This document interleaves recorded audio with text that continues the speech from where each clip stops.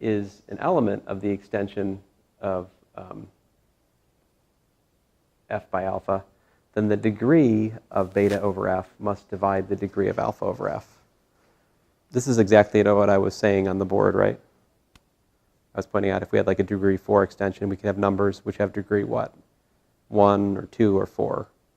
You can have like a degree 3 number in there over the base field.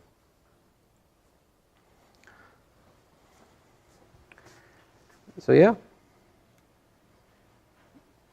this one's kind of an interesting example. Well, this one, so Q adjoin root 2 we've talked about, right? How about Q adjoin root 2 adjoin cube root of 3, cube root of 2? That's different. So my point is that that's this, because this is degree 3, right? Well, degree at most 3, because x cubed minus 2 is a polynomial with coefficients from here, which makes that 0, right? So, but you can easily see that the cube root of 2 is not in here, right? So if the cube root of 2 is not in here, and the degree of the irreducible polynomial for this must either be 1 or 3, it must be 3 since it's not 1, right? If it was 1, that would mean that the cube root of 2 was actually in here, which it's not. You can't write the cube root of 2 as a rational linear combination of the square root of 2 and a rational number. Can't do it. It's true. Don't believe me? I bet you proved this in number theory. Maybe. Anyway, so we got, whoa, look at that. So this is an extension of an extension, right? We're extending first by the square root of 2, then by the square root of the cube root of 2. So it's a degree 2 extension followed by a degree 3 extension. So if we believe this result I just worked out, this should be a degree 6 extension over Q. And indeed it is. If you work out this junk, you got this kind of rational linear combination of 1, this, and that. And the neat thing, though, is that you can see that, in fact, while it wasn't maybe apparent from the start, this is, in fact, a simple extension just by the 6th root of 2. Because I can, from the 6th root of 2, I can, of course, generate the square root of 2 and also the cube root of 2. And it's nice if we can see something as a simple extension because we have the theorem I talked about today, which makes things most beautiful and, well, simple. There's a theorem, all right? There's a theorem by Steinitz in 1910, which says that if you're over characteristic 0 and you look at an extension by two algebraic numbers, there exists a C which makes it a simple extension. So in other words, the thing that just happened for us for the square root of 2 and the cube root of 2 is not an accident. This will happen if you do two algebraic numbers and look at their extension by both of them. You can review it as the extension by just one thing. But that's not to say that finding that one thing is actually simple at all. It wasn't that bad for the cube root, the 6th root of 2 that I just did up here, but like, yeah. So anyway, I think that's pretty much all she wrote. It's where I was supposed to get earlier today. 31, discussion. So let's see here. Where was I? Abstract algebra.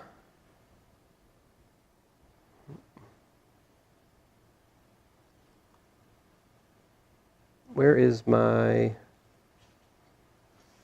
looking for my course planner.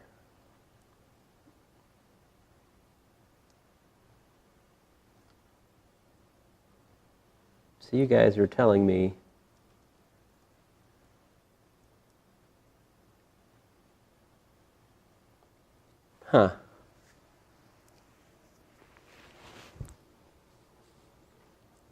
So, do you have any suggestions for my schedule?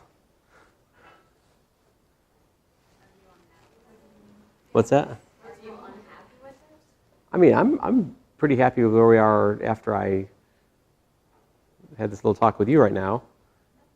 Why is that Wednesday highlighted in blue? That was your complex. Oh, wow. Thanks for putting it on. And the, yeah, it's a complex test. Just remind me not to put something else there. Because every so often in past semesters I have been organizing 2 courses, and then, I don't know, I don't pay attention. I just schedule stuff independent of one course and the other usually. And then the students are like, why have you done this to us? You know, and I forget even what it was. It was some kind of, you know, because I think I have the same mind for organizing both courses. So odds of me putting tests on the same day or homeworks in the same part of the semester are kind of high. So, yeah. Dr. Schweitzer has your schedule. Yeah, we've scheduled all of our statistics tests around the abstract tests around this. When's his next statistics test? Oh, no. The day before reading day. The day before reading day. I'm pretty sure it's the last day. Wait, what are we talking about in the next 5 lectures? Algebra. Algebra, of course. No, I think we should probably, I think we should leave it as it stands. There should be, if you've been working on your homework, you'll be fine. If you haven't, then it won't be fine. But let's look at the homework, yeah? Do you guys have questions about the homework, actually? No, because we're not going to be fine. So, all right. I more or less explained how to do these in last week's help session, right? This one, we just need to check if that has a 0. If it has a 0, then it's not irreducible. If it doesn't have a 0, it's irreducible, hence maximal, and that's a field. And you can check whether or not it has a 0 because this is Z5. So you got, oh fine, there's 20 things you got to check there, but none of them are that hard. That, yep. That should just be a straight calculation, I guess. Oh, this one. This one I owe you some talking about.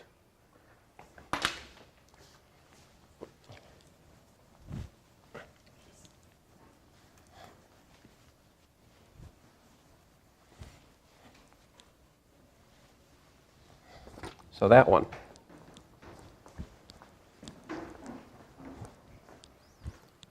So sorry, Emily, this is going to be reruns for you. I think I talked to you about this one, right? Yeah. So you're supposed... You think King's going to accept my solution? Eh, So pretty. I know. it is, he should. He better, right, yeah. Who knows, maybe I'll grade the next homework. Let's see here. So, where were we? Oh, not that one. 64, I don't want to work out. That one's a pain. But you're pretty... I think you were thinking of 67. I was thinking about 67. 64, it's got 8 things in it, I'm pretty sure. Am I right? Yeah. Okay. But I guess the larger question is, what is it? Do you have a sense of what it is? What is that factor ring in problem 64, Zi mod I? What is it? It's a ring with 8 elements in it. What is it? Up to isomorphism. Do you have any idea? I mean, is it Z8? Is it Z4 cross Z2? What is it? Just asking. I don't know. I didn't ask that, but it's a good question to ask. So problem 67 is what I want to talk to you guys about briefly. And the basic idea here that we need is something that was in a lecture that I neglected. And that is the following. If we have phi is a mapping from a ring to another ring, a ring homomorphism, then it induces a map, from polynomials to polynomials like that in the following way. Psi of A0 plus A1x plus plus ANX to the n is equal to phi of A0 plus phi of A1 x plus da-da-da plus phi of a n x to the n. So notice that the phi of a j's are elements of S. And as such, this is in the polynomials with coefficients in S, right? This, I'm assuming, is in polynomials with R coefficients. Anyway, my point to you is it's a straightforward exercise to prove that psi is, in fact, a ring homomorphism. All right? One thing we know about. So this is just a remark.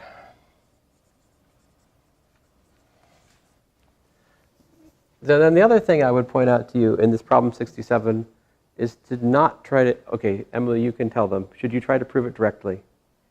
You tried. How did it go? It was bad. It's bad. Bad. I've also tried that at one point in my life, and I can attest. It's not good. The question is, you're given that R has prime ideal I, right? And then you're supposed to show that I of x, bracket, square bracket, that's important here, square bracket of x is prime ideal of R of x. All right? That was what we were going to show. I mean, that's what you're asked to show. So here's the way I would suggest that you use the following data. Here's some things that are helpful. One, R mod I is an blank domain. You tell me.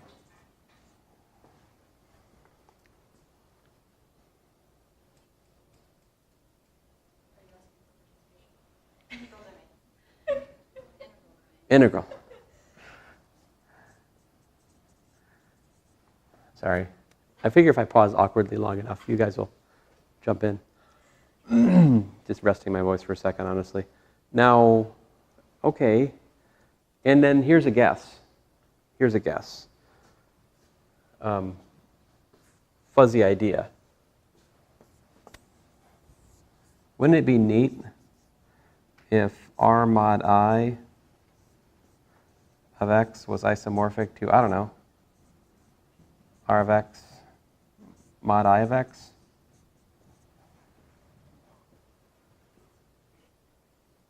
Is that true? I don't know.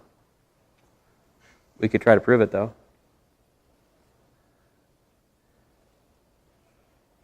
So, first of all, that's the integral domain.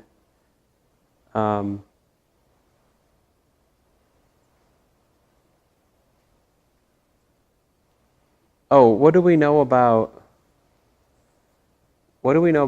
R mod I of x? Do you remember, Emily? Since this is an integral domain, we proved that polynomials over an integral domain form an integral domain. So this is integral domain, right? Because we proved that if you take polynomials over integral domain, you get integral domain. The isomorphism I put in the box is still not obvious if it's true or not, but I would suggest we look at this. How about the projection, the natural map? Pi maps from the ring to ring mod I, yeah? How do we define that map? What was it? Remember, pi of x equals to x plus I, yeah? The coset map. That's a ring homomorphism.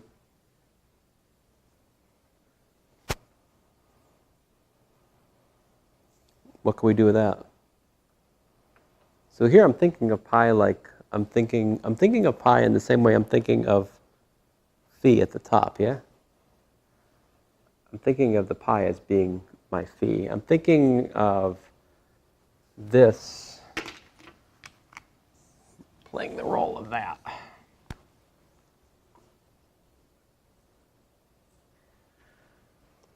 So what would that, so if we look at the induced homomorphism, what do we have?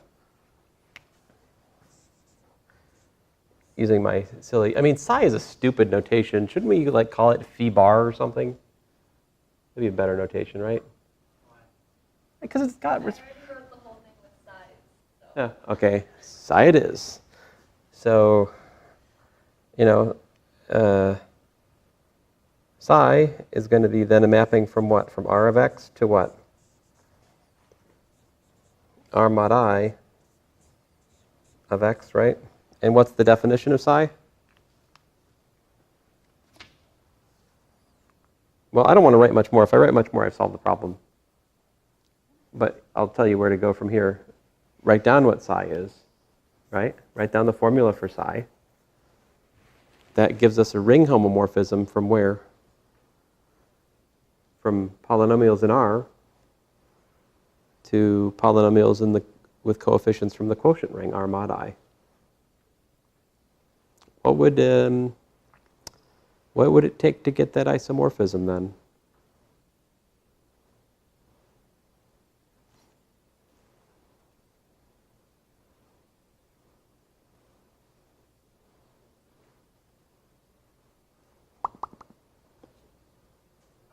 Just inject. Or we need biject. I mean, we'd obviously need biject, but do we already have surject? Well, yeah, I think you can prove that this is a surjection. I'm worried you guys are not going to.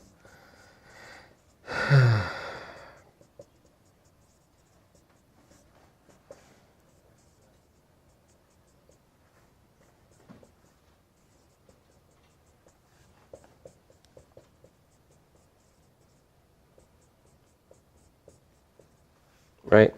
That is the map. Explicitly. So my question is that surjective? Yeah, it's surjective. Yeah? It's supposed to have an n on it, the last x, correct? It is supposed to be an n. Oh, yeah, but the one in... Oh, yeah, also that one. Yeah, thank you. Fair enough. You got me.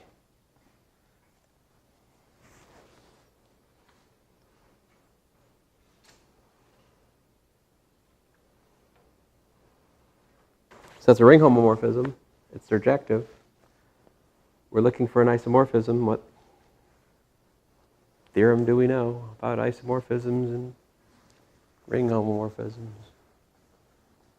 Surely we must know some theorem about isomorphisms.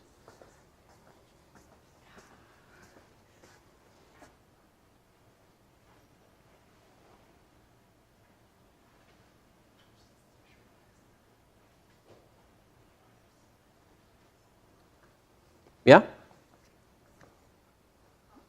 What theorem? Oh, yeah, first isomorphism. First isomorphism theorem, right? So what do you have to show?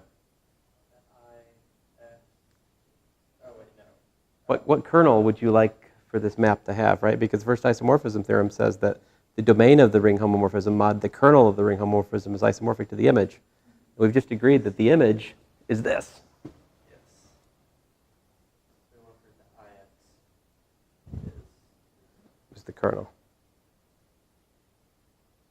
In fact, it is. So anyway. See, now you should have time for partying. For partying. I heard there's math partying, yes? Okay. Now, problem 70. I will say this, problem 70 I think is kind of like, I don't know, in some sense it's an outlier. It doesn't, I don't think it fits into, I mean, it's not a field, it's just a quotient ring, and I think you'll just have to calculate directly there. I don't think it's super, super hard, but I think it is kind of in some sense more like what I had up on the board at the start of this help session. It's an oddball. I mean, but anyway. Do you guys have other questions? All right. You're not allowed to move around finals, are you? Move around finals.